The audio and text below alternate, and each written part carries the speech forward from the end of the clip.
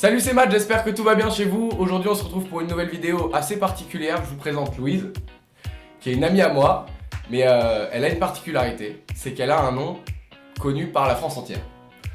En gros, tu t'appelles Louise Depardieu. C'est ça. Voilà, et je te laisse te présenter un petit peu.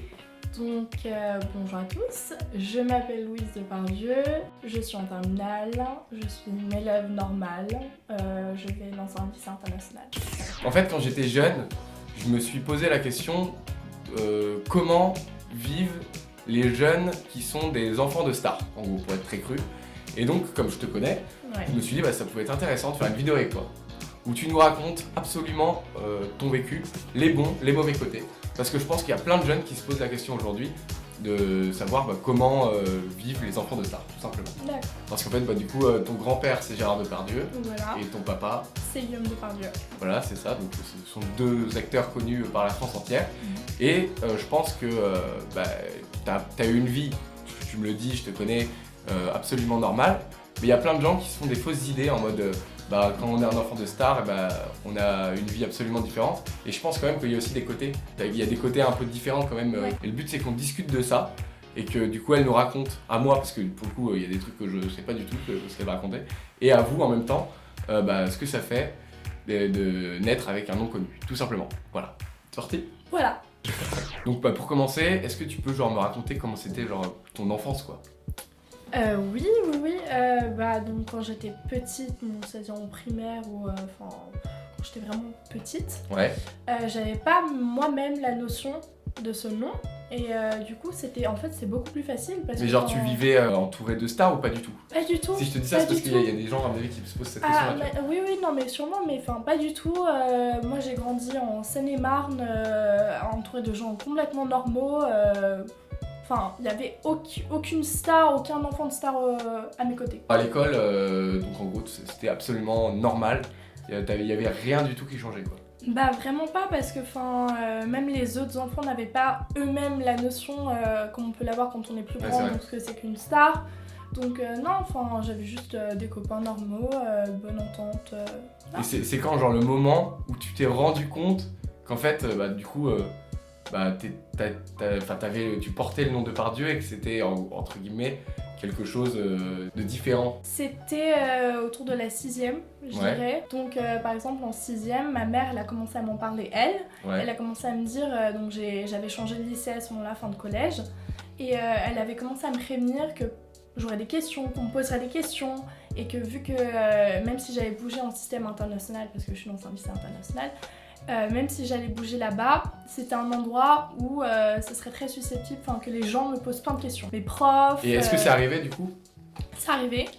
Donc quand je suis arrivée au lycée, Ouais. quand je disais mon nom, les gens ils me regardaient bizarrement et il y avait un Les gros les blanc. profs ou les élèves? Les profs, les élèves, et Ah ouais. il y avait un énorme blanc et ils étaient tout de suite gênés. Du coup moi je suis très relax comme personne, je suis très cool et moi je parlais avec eux et juste il y avait un gros gêne de leur part. Moi je prends mon expérience de youtubeur. En gros ça a été au début de l'année, ça a été comme ça. Et puis après, les gens ils se sont habitués et puis il y avait plus du tout... toi Ah aussi, oui, t'avais non, ça? moi aussi carrément, Ah, ok. non, c'est vraiment au tout début, quand on se connaissait pas et que c'est vrai que ça peut être impressionnant. Mais après, au fur et à mesure des années, au fur et à mesure de l'année en elle-même, elle avait Ok. plus de regard. Et pourquoi en fait t'as fait un truc international pour... Ça, c'était mon choix, parce que je voulais apprendre à parler anglais. Et, T'es bilingue maintenant? Je suis bilingue, En soirée, elle m'a ridiculisé. Hein. voilà. Vas-y, essaye de me faire dire un truc vas-y. Attends, je vais On se tester. délire comme Non, ça, mais je vais pense en tester soirée, un peu on le les fait, on phrases. le fait. Vas-y. Donc, Non, dis-moi une phrase et je dois deviner ce que c'est. en anglais. I'm addicted to eating cheese. Je suis addict au fromage. Non, je suis Accro. accro au fromage, mais genre dans le sens où tu en manges tout le temps. Ok, Voilà. Moi pour le coup Donc c'est la voilà, réalité. voilà. Vous pourrez aller voir mon frigo après. C'est sympa. Très classe, mais j'adore. J'assume, je m'en bats les couilles. Ok. Et du coup, donc ça a été au collège qu'il y a eu le moment où t'as eu le déclic un peu relou quoi. Ouais. Et au lycée, c'était encore pire. Non, parce que moi je suis restée dans le même lycée, du coup c'était les mêmes personnes. Et vu que, comme je t'ai dit, c'est un lycée où il y a plusieurs on va dire, enfants Oui, de oui. stars et tout, bah, au fur et à mesure, vu qu'il y a plein de gens comme ça, bah, c'est encore mieux parce que il n'y a plus de gêne, Ouais. on est un peu tous au même niveau. Tu te sens moins à part, quoi. T'es Ouais. dans le même cocon. Ok. Voilà. Et est-ce que du coup, ça, justement, ça te sort pas du monde un peu réel, genre? T'as pas l'impression ou non? Pas vraiment parce que j'ai beaucoup d'amis, je fais beaucoup de choses en dehors du lycée et tout, et donc j'ai vraiment... Bon, mes moi, je amis. sais que Ouais. non, hein. Je te connais. Ouais. Mais c'est juste, c'est pour les gens, en fait. Ouais. Après, je suis dans ma bulle, c'est vrai, la journée, mais non, après, je suis vraiment une personne qui a les pieds sur terre, donc pas du tout. Pas du tout. En plus, tu me disais tout à l'heure, et c'est vrai, contrairement à plein d'enfants de stars, toi, t'es pas du tout médiatisé et tout. Pas quoi. du tout. T'as fait Bah genre ouais. juste une couverture, Juste une machin. couverture. Et... Si vous voulez aller voir. Allez la voir, elle a une super tête dessus. Et ok, et genre, ça t'arrive des fois, est-ce que déjà tu le vois de temps en temps, ton grand-père? Oui, je le vois, c'est mon grand-père après tout, mais je le vois assez peu souvent. Ok. Donc 3-4 fois par an. Bon, enfin, je te dis la vérité, moi, mes grands-parents, je les vois à peu près autant. Ils sont à Montpellier. Bah, voilà. Je les embrasse s'ils passent par là, salut, grand-père, grand-mère. Et t'as la même relation, vraiment, que d'autres petits-enfants avec leurs grands-parents. Avec mes deux grands-pères, c'est pareil. Mon grand-père du côté de ma mère, c'est exactement pareil que mon grand-père. C'est juste que c'est moins souvent. Ok. Ouais. Je trouve vraiment, je te pose des questions, même tu vois, comme tu sais, des fois je connais la réponse, mais c'est genre les questions les plus évidentes, qui sont peut-être parfois chiantes pour toi, enfin. Ouais. Mais je te les pose, t'es pas obligé de répondre, je m'en fous, mais c'est juste, à mon avis, c'est les questions que les gens se posent que j'essaie de te poser. D'accord. Donc, est-ce que quand tu te balades, ça t'arrive de te balader avec ton grand-père dans la rue? J'ai une anecdote. Ah bah C'est nickel, vraiment c'est central à nous. en plus je la connais pas. Vas-y. Donc un jour, mon grand-père, il est toujours en scooter. Donc il vient me chercher devant l'école, machin et tout. Donc là déjà, les normes, un peu imposant, voilà, l'homme imposant. Elle est sympa avec son grand-père. Hein. Non mais je l'adore, papy, je t'adore. Mais donc imposant, machin et tout. On commence à rouler, on est à un feu rouge. Et là, le mec à côté de nous, il sort un énorme iPhone et il se met comme ça à nous filmer. Mais genre hyper gênant, tu vois. Et genre vraiment il rapproche l'iPhone et tout, et mon grand-père il commence à faire ça et tout. Il aime pas du tout être... En plus, il est caractériel je le connais donc. Ah oui, vraiment. Okay. Donc je voyais sa réaction et là c'était plus drôle. C'était plus drôle du tout, genre. Ouais, je vois. Voilà. Et le mec du coup, Il nous a suivis en fait après. C'était un paparazzi ou juste un mec qui vous suivait? C'était juste un mec normal sur son scoot aussi qui nous a juste suivis en fait après. Ok. Pendant très très longtemps. Putain. Avec son iPhone. Est-ce que ça t'est déjà arrivé, à mon avis oui, hein, de recevoir des messages sur les réseaux sociaux ou d'avoir des gens même dans la vie qui te parlaient genre juste pour ton nom? Ouais, et ça c'est chiant, tu vois, parce que c'est vraiment au lycée que ça a commencé, on a commencé à m'envoyer des messages sur Instagram, sur Facebook, sur les réseaux. C'est quoi la meilleure, enfin le truc le plus marrant que t'as reçu, genre en mode le mec il abuse quoi? Alors on m'a déjà demandé d'amener mon grand-père chez une personne, donc de le transporter genre chez une personne. Donc, pour un anniversaire? Pour un anniversaire, genre, ouais, pour, mon père, en boîte, même en boîte, okay. partout, anniversaire, événement, tout. Et dans un cirque notamment aussi. On m'a demandé qu'il soit là dans un cirque. Donc t'as reçu un message, est-ce que tu peux venir avec ton grand-père dans un cirque? Voilà. T'as répondu quoi? J'ai répondu, je suis désolée, ça va pas être possible. Moi j'aurais même pas répondu, c'est trop drôle putain. Non mais faut être gentil, genre pour répondre, mais... Ouais, j'avoue. Voilà quoi. Et du coup, il y a une autre question que sans doute plein de gens se posent, c'est qu'est-ce que tu veux faire plus tard? Je suis désolée de vous décevoir, je veux être actrice. Je sais, c'est pas original compte tenu de ma famille. Avant, tu voulais être vétérinaire? Oui, mais j'ai abandonné cette idée assez rapidement. Ouais. Voilà. J'ai un pote qui s'appelle Mathias aussi qui voulait être vétérinaire, mais c'est très compliqué, c'est plus compliqué que d'être médecin vétérinaire. Ah ouais. Ah, c'est clair. Voilà. Après, tout est possible, hein, j'ai envie de dire, mais... Ah, mais... Et donc, tu veux être actrice? Ouais. Ok. C'est ça. Et est-ce que tu as des plans déjà sur le moyen terme, genre dans un an, qu'est-ce que tu veux faire? Dans un an, je serai à l'université, à Londres. D'acting, du coup? D'acting, ah oui, acting, théâtre et conservatoire. Et ouais, je veux faire des projets un peu internationaux, voir où je peux aller. Et comme tu veux être actrice, est-ce que t'as plus de facilité pour rentrer dans ce monde-là en tant que... C'est clair parce que mon nom, donc tout le monde le connaît surtout dans le domaine. Mais moi, justement, j'aimerais bien me séparer un peu de... Ouais, comme beaucoup de gens qui ont... Vraiment, j'aimerais réussir toute seule. Ouais. Me faire toute seule. Ok. Ça, c'est très dur, mais c'est mon objectif. D'accord. Voilà. Eh ben, je crois en toi, t'inquiète. Est-ce qu'il y a des gens qui t'ont genre déçu ou manipulé, ou enfin je sais pas, des gens Enfin, raconte-moi plein d'anecdotes. Moi, je veux savoir plein de trucs sur plein de thèmes différents. Donc oui, la réponse à ta question est oui. Et malheureusement, donc l'inconvénient, parce que on se dit que c'est un avantage de porter un nom comme ça, mais il y a un énorme inconvénient, c'est que tu ne sais jamais si les gens te parlent par intérêt ou pas. Et moi, ça m'est arrivé notamment avec une personne assez proche, avec qui je n'ai plus contact d'ailleurs, mais que en fait la personne voulait vraiment que je lui fasse rencontrer des gens aux avant-premières ou Elle te disait quoi, genre, par exemple?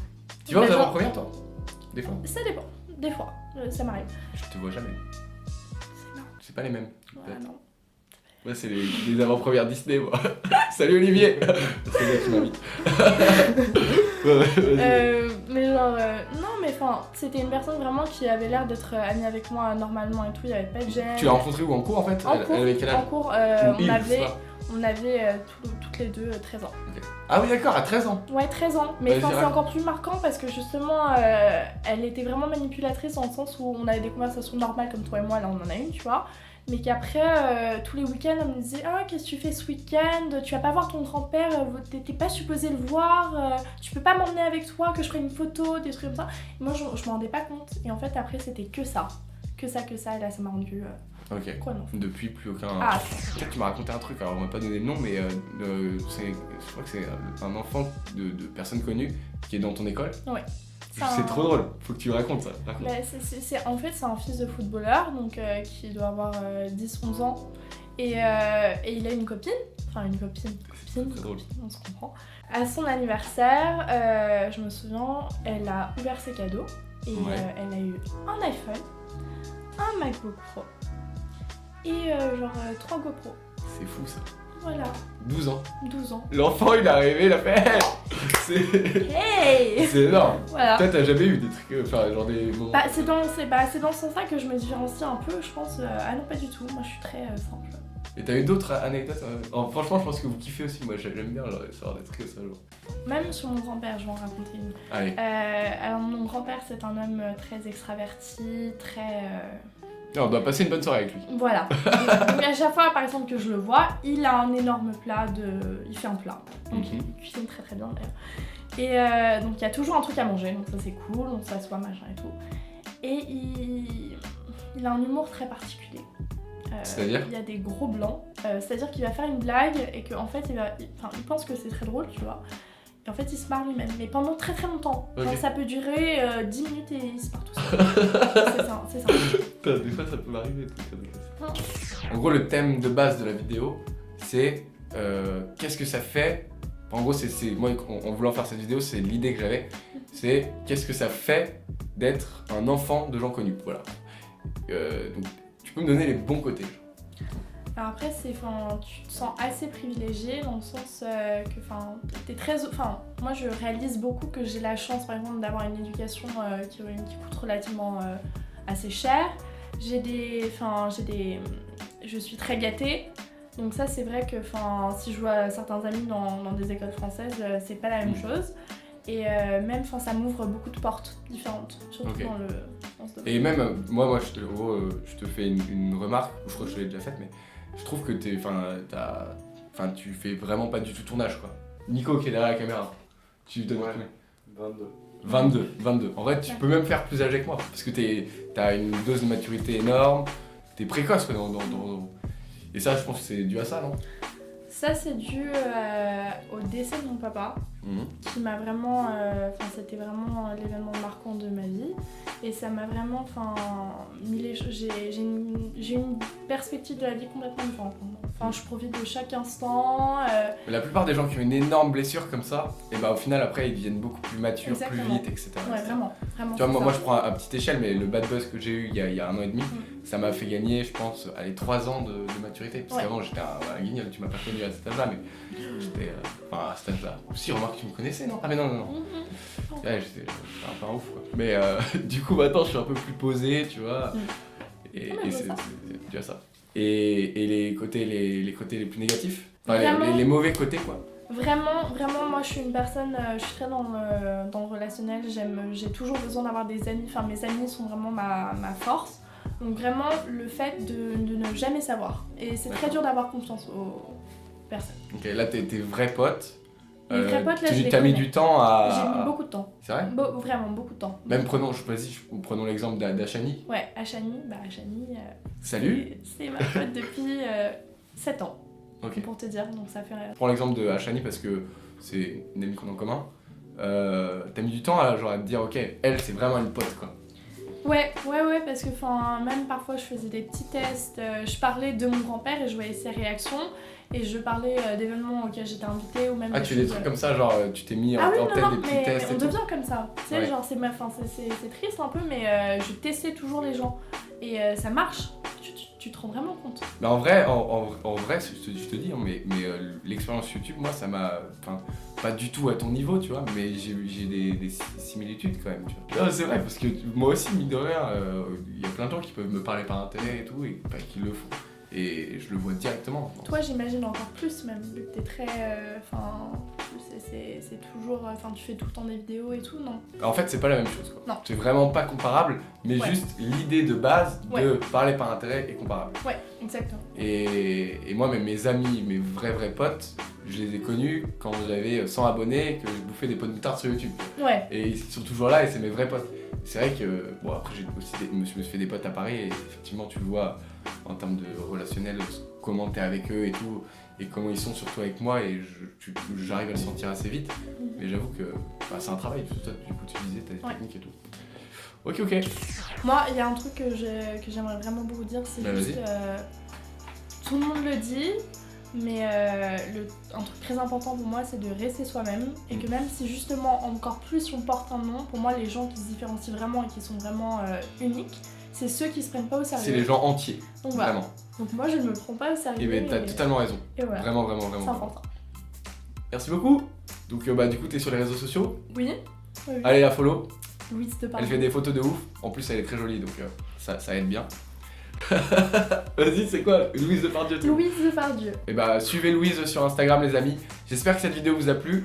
Comme je vous ai dit dans ma vidéo précédente, maintenant sur ma chaîne, vous allez voir beaucoup de vidéos différentes des autres youtubeurs. J'essaie de me démarquer un peu, de faire d'autres choses, de faire des choses nouvelles.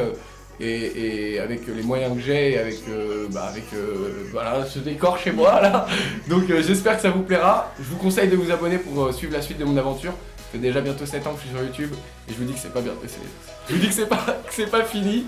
Merci Louise, vraiment c'était très cool Non, merci de à passer toi. ce petit moment avec toi. Salut les amis, abonnez-vous, pouce en l'air et à bientôt.